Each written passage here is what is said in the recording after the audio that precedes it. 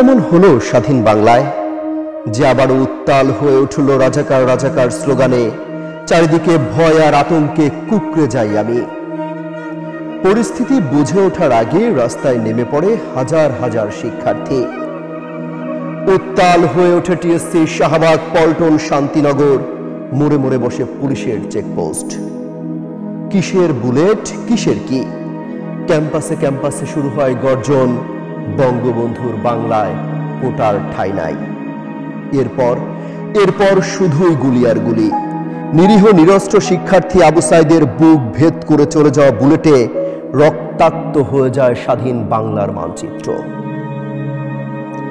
জনতার মুখে তখন শুধুই 52 ভাষা আন্দোলন আর রফিক, শফিক, সালাম, বরকত, জব্বারের নাম। কি এমন হলো স্বাধীন বাংলায়? রিকশাওয়ালা আজিজ চাচাই কয় ফের যুদ্ধ শুরু হয়ে গেছে। দেখলাম সায়েন্স ল্যাবের মোড়ে যুদ্ধের ট্যাঙ্ক নামাইছে। 22 জুলাই 2024 সালে লেখা কবিতাটা।